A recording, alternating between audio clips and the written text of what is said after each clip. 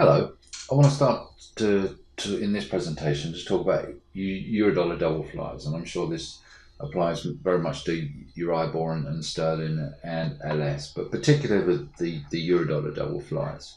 Okay, so first things first, I guess I want to get everyone on the same page of what I'm talking about when I'm talking about a double fly. So when I'm talking about a double fly, I'm literally talking about two consecutive butterflies, one long, one short, which will give you in this particular example, I'm looking at the 8th Eurodollar double fly.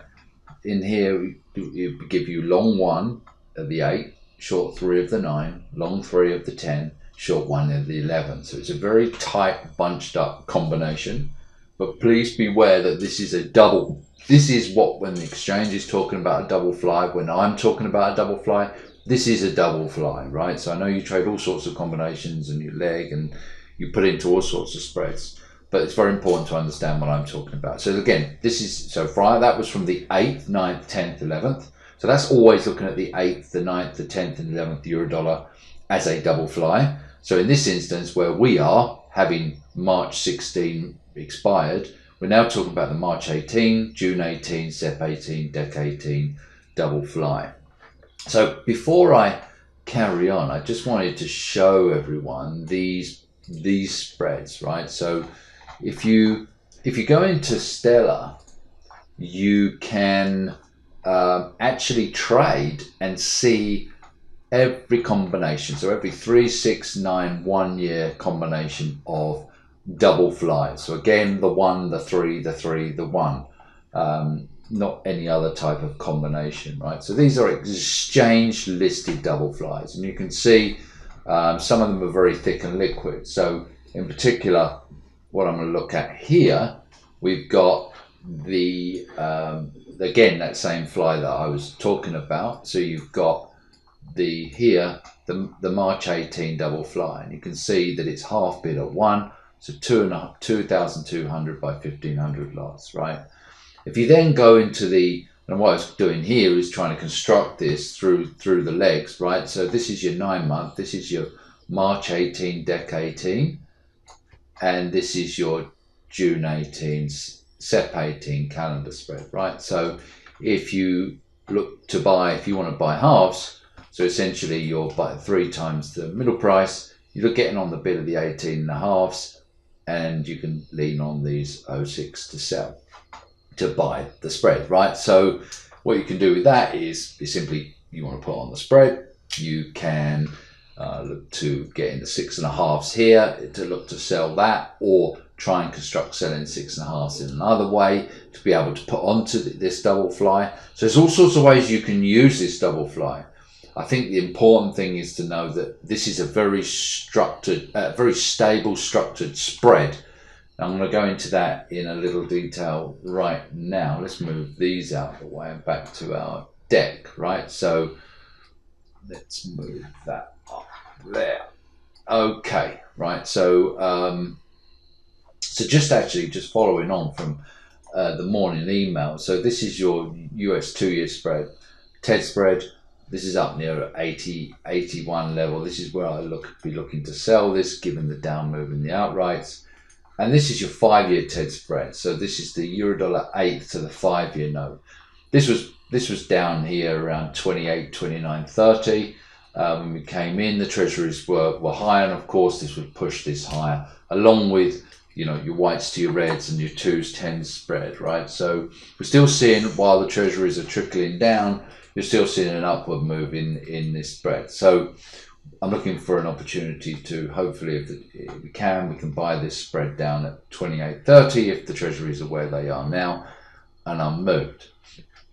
Anyway, back to the double flies. Okay, so what we have here. So these are range bound spreads, right? And I've got some statistical evidence to prove that, right? So what I hear and I see a lot of, and it's not just within OSTC, it's elsewhere, is people saying, traders saying, well, you know what, I'm going to wait for this particular level in a double fly to put on to go long, right? So given the statistical evidence that these double flies are very range bound spreads, waiting for a particular level probably means that it's going to be trading there anyway, and it's probably not the best idea, right? And I'll go into bid-ask spreads a little bit later on in the presentation.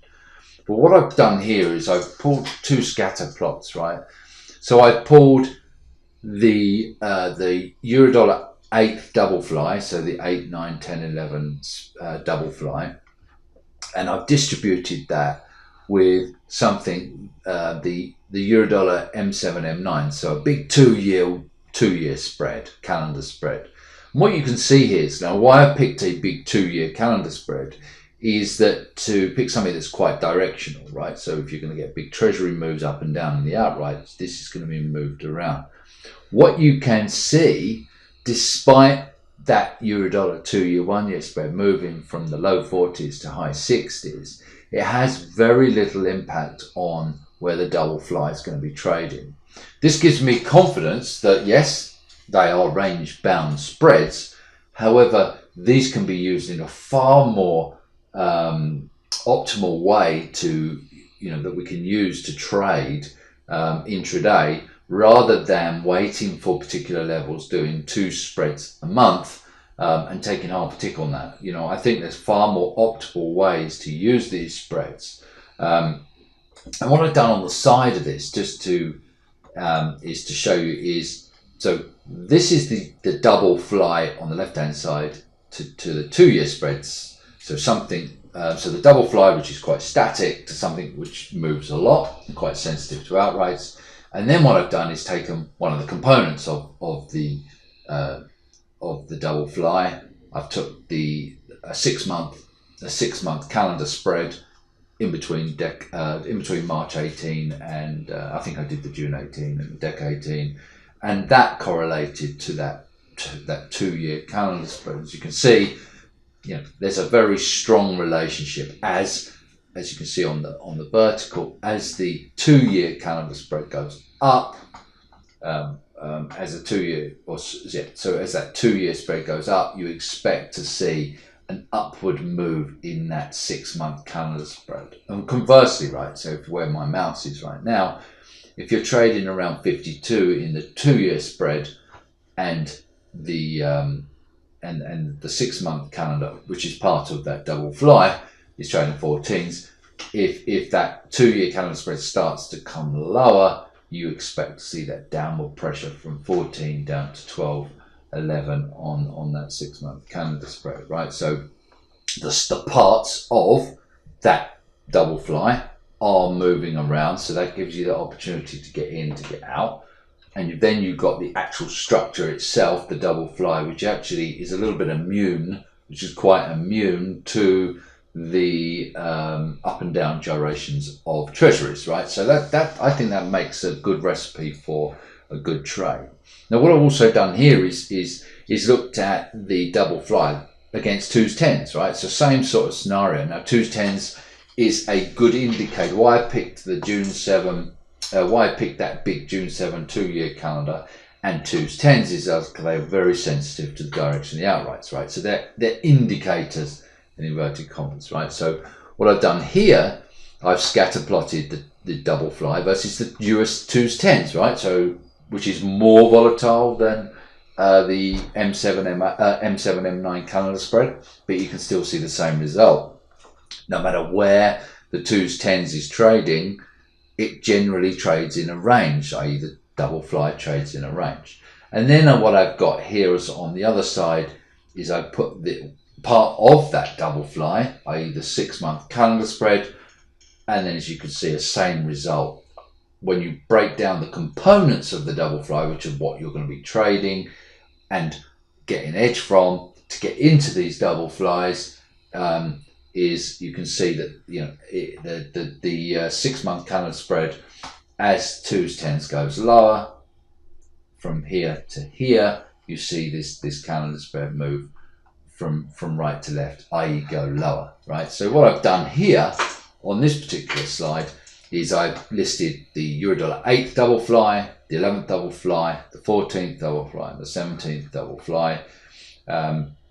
I've just highlighted those. There are many double flies. So you can have 3, 6, 9, 12-month double flies. Obviously, they add a little bit more volatility as you widen out the products, but the results are still the same, right? So the components of the double flies, the components of the flies are your volatility to give you entry and exit points into these strategies, rather than you actually putting on these strategies to buy and sell because you think they're a good range, right? And what I've done here, I haven't done this slide to negate those people thinking that these are good, safe, range-bound trades. They are, right?